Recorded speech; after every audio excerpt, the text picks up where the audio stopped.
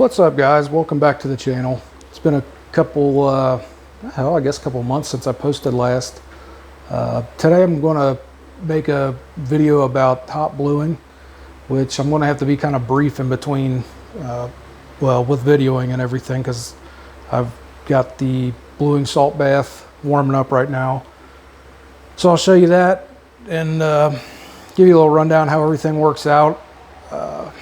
It's kind of a pain in the ass, and you'll have to forgive me. I got my door open. You can hear cars passing by, and I'm just trying to keep as much air circulation as I can get, vet this stuff out, and kind of show you the little setup that I got going for that. That's what I keep looking over at, checking on my thermometer. I did want to bring up that YouTube decided to delete my video about milling an 80% lower, because according to YouTube, they say that is promoting the sale of a not forbidden item. I forget what the hell they called it. So anyway, they're on their commie bullshit. So I can't finish that, because if I post it, Lord knows that it'll get flagged and taken down. So that video is gone, and I apologize for that. And there's some other stuff that I still need to finish up, like the steam engine build. But anyhow, let me flip you guys around, and I will show you what I've got going on, and what I use to try to keep safe, because the stuff is really nasty and it can screw you up pretty bad. So let me flip you around and I will bring you back. All right, so here we are. I've got the bath going, and the top tank with the disgusting looking stuff in it, that is the bluing salt, and heating up. It's at about 225 degrees right now. I got to get it up to 292. And then this tank is the just warm water. It's for rinsing everything off when I'm done. So got the propane tank going, and the burner on the, well, you can see the reflection, and don't worry, the flame is plenty far enough away from the surrounding wood and everything. Trust me, I've been paranoid about that plenty of times before. So I gotta wait for this. I gotta keep stirring too in between waiting for it to warm up, because you got to make sure that the bluing salts are fully dissolved. But one thing a lot of people don't realize is you have to do your bluing at 292 degrees. So you want the salt to boil. When I say salt, it's bluing salt. It's a hot caustic salt. It's basically like Drano, like lye, with a nitrate added to it. I've actually made my own bluing salts before, but I can pretty much buy it from Brownells for the same price that I can make it myself. But anyway, you got to keep stirring the stuff, because if it solidifies on the bottom, as it's heating up, well, it'll trap a big old gas pocket and blow that stuff all over the place, which is not good. You do not want that crap to get on you. If you've ever touched lye, it instantly gives you a slimy feel on your fingers, and that is actually the lipids in the fat of your skin hydrolyzing, and it's basically melting the lipids. It's how they used to make soap with lye soap and fat back in the day. So the same principle. If you get it splashed in your eyeball, you're as good as blind. It'll dissolve your cornea, like right now. That is why, let me walk over here. That is why I wear all this stuff, and it really is important. You know, keep your eyeballs safe. You want to keep the crap off your hands and arms and skin, and keep it off your face. But anyway, so, and I'll come back to another point too about the boiling point of the bluing salt. But anyway, so here's what I've got going on today. The only crap part about bluing is it's extremely hard. You've got to have some way to suspend the parts in the solution. You can't just drop it in there and let them lie on the bottom. They have to be fully submerged, but also have the bluing salts touching all the way around all the parts. So you've got to hang them one way or another, and the only thing I can ever come up with is using a metal rod that I suspend across the tank, and the wires hold the parts down into the middle of the solution and blew it pretty good. So I got everything all polished, hand polished, cleaned it all with acetone, and I make sure I don't touch it with my skin as I degrease with acetone. I want the stuff completely, perfectly good and clean. Let's see, I got the barrel and the magazine tube back there. They'll get hooks on them and be hung in there as well. So, and I apologize for the shaky camera. This is me trying to do this the best that I can. Let me flip you around again. All right, there we go. So what I was saying about the boiling point of the bluing salts is you've got to do your bluing at 292 degrees. So you want your salts to boil at 292. And a lot of people screw up by, they just add a bunch of bluing salt to the water, and once it gets to 292, they turn their burner bar down, and that's not the correct way to do it, because what you're trying to do is it's like super saturation. If you understand adding, hell, even table salt to water, if you've got plain water and it boils at 212 because of, you know, science and physics and atmospheric pressure and all that crap, if you add salt to it, it raises the boiling point. So what you do is, what I've done here is I've got just enough salt in it where it'll probably start boiling around 270, 275. So I'll add more salt to it, and the boiling point will start to raise, the temperature will raise when it boils, and I keep doing that until I hit 292 and keep it stirred up, and then that's when I can start putting my parts in there. And I keep an eye on the temperature, and if it starts getting above 292, well, that means that evaporation is taking place.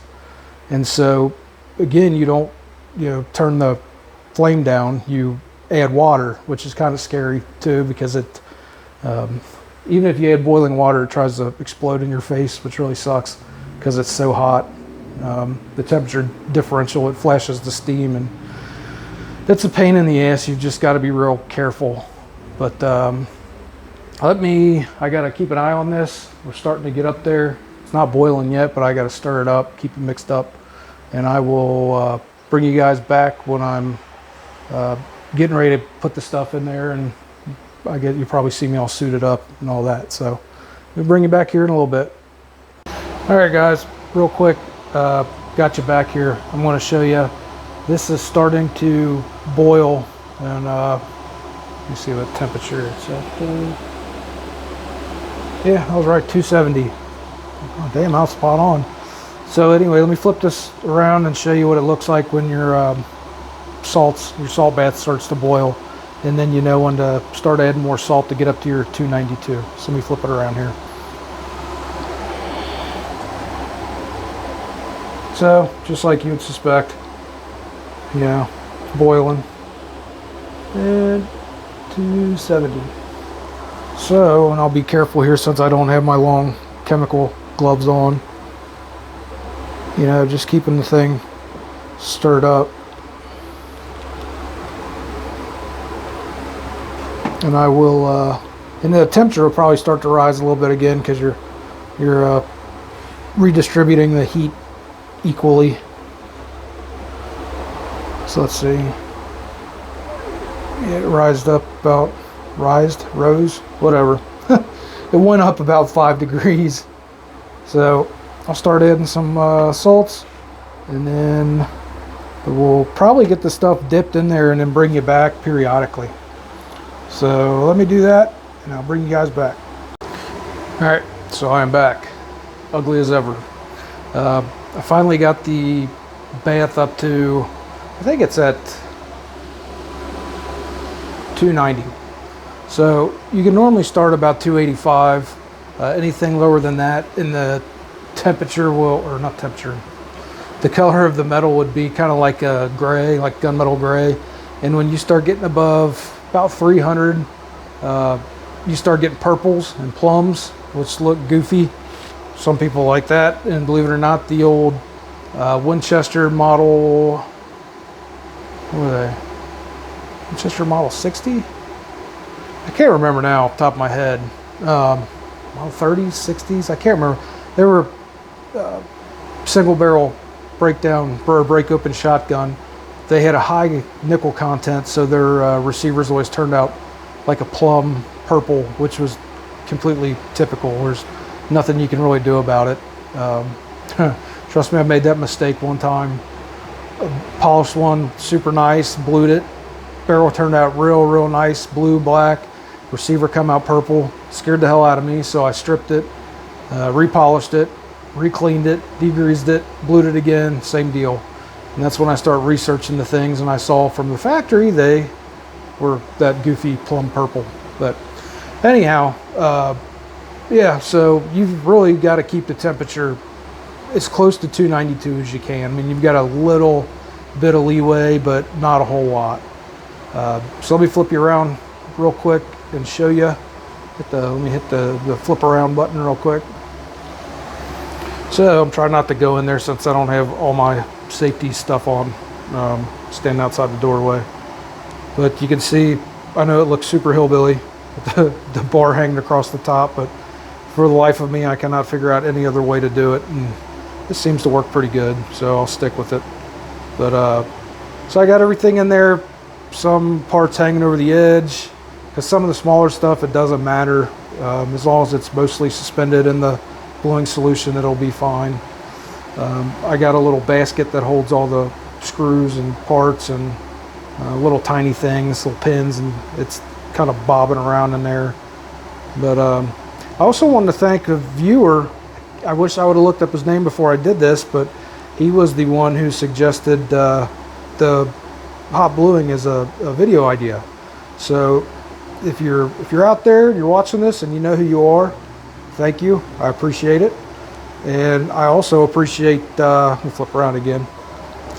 Also appreciate, I've got a whole bunch of subscribers now. I mean, it's not, you know, nothing gigantic, but I got over 1,000, I believe, last weekend, and the number keeps rising. Apparently a lot of people liked my homemade gun video. It's gotten a whole bunch of views, which surprised the hell out of me. I guess there's a big following for that, and Lord knows, with our government being a bunch of communist assholes, who knows how much longer we'll be able to do that stuff. Of course, I'm along the lines of, you know, I'm a law-abiding citizen. Of course, I have an FFL. I have to follow all the laws and stuff, but like a lot of people are getting to the point of, you know, we're done with this unconstitutional overreach bullshit, and I really don't want to get into it too much, but it's just a lot of people are drawing a line in the sand, and I can't blame them. But anyhow, I still do have the one 380 build, the semi-auto, that I showed a small part of in one of the videos a while ago, that I will have to finish, or maybe it is finished because, well, for legal reasons, we'll say it's already finished, all right? if you see what I'm stepping in. Anyhow, let me let this sit. Clock's got to tick for about a half hour. Then I'll kind of move this stuff around, take a look at it, and then usually stick it back in for another 20 minutes or so. I get a real nice deep dark blue. Looks almost black until you get in the right light, and real nice blue. So again, we'll bring you back. Thanks for watching. Well, not thanks for watching. You'll come back again. Anyhow, I'll bring you back in a minute. All right, guys. It has been 30 minutes now. The temperature's gotten literally at about, so I think it's right at about 295. So, yeah, my ventilation system is a window with a fan up there that blows all the steam right out of there. So nothing spiffy or fancy, just needs to get the job done. Anyway, let's try to carefully, I'll do something real quick.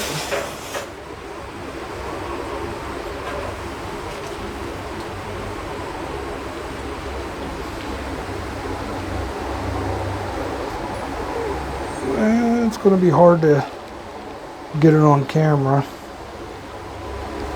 There we go. So, See how nice it turns out. Nice blue, blackish blue.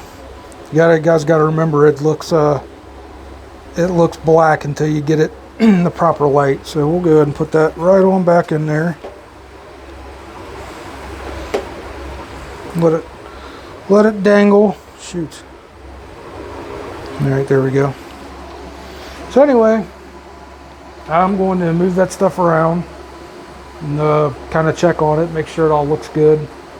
And then once I pull it out of the tank, that's when I'll get it cleaned up, and then I'll show you guys what it looks like and bring you back. So stay tuned for that.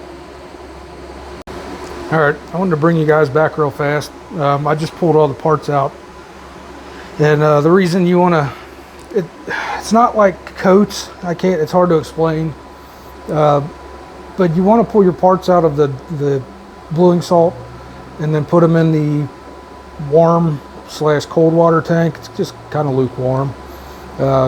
It kind of lets the bluing settle, take a set kind of, and it all looked fantastic, so that's good news. But we're starting to get above 295, so just to show you guys how scary this is, and this is just, I know it's got the little sludgy crap on there, it's completely normal, but it's mostly good clean water. So I'll be careful here, and you can see what happens there. Stuff spits and spatters and tries to explode. As soon as it hits the bluing salt, it gets flashed to steam, and it's kind of finicky to try to cool off the bluing salt. So that's what I was talking about earlier, which I'm going to have to do here because I don't want it to get too much hotter than 295. But again, I just wanted to show that real fast, and I will bring you back when I get these parts out of here. All right, we are back again. So anyway, forgive me for my fake herbal dip that I've got in my mouth. We'll have to deal with it.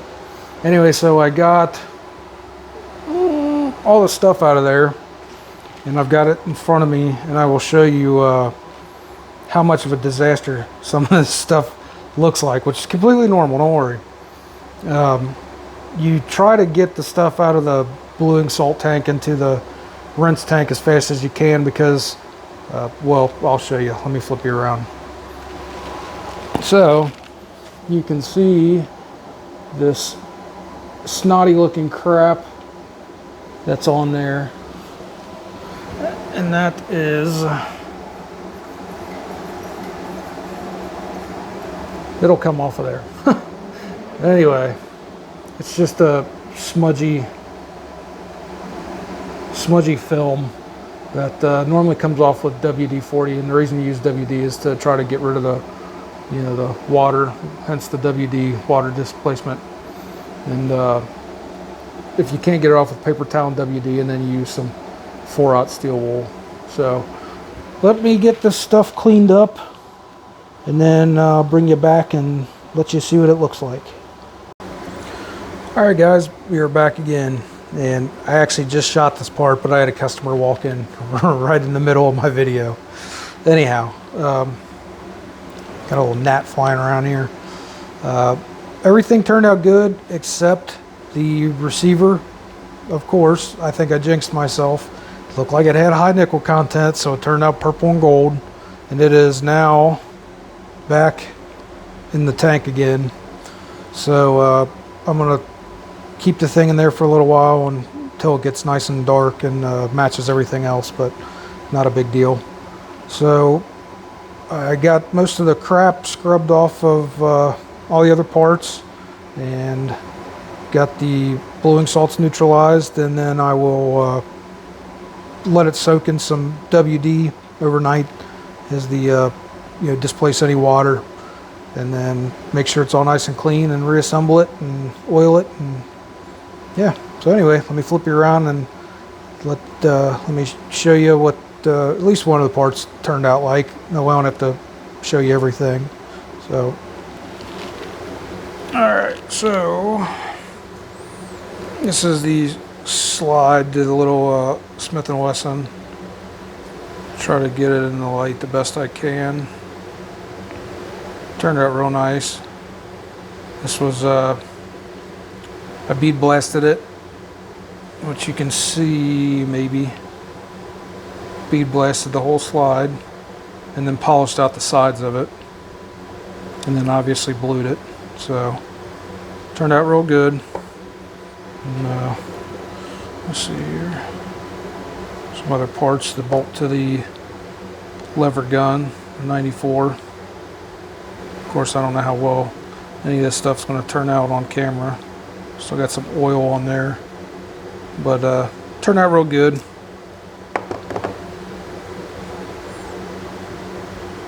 Yeah. See how nice and shiny it is. Light reflecting on it. Anyway, so yep, I'm staying here late, unfortunately, because of that receiver for the Winchester. But hopefully turns out good. Shouldn't be a big deal.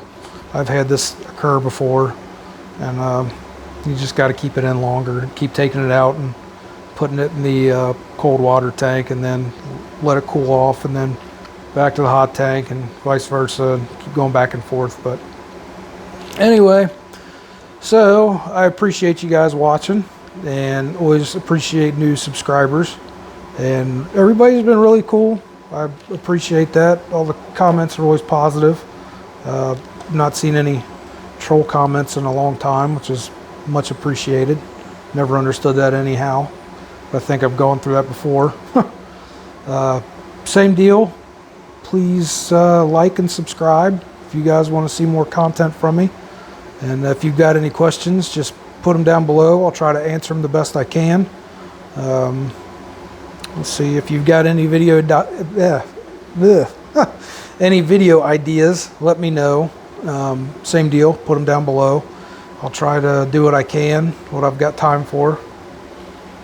And other than that, thanks for watching, and I will see you guys in the future.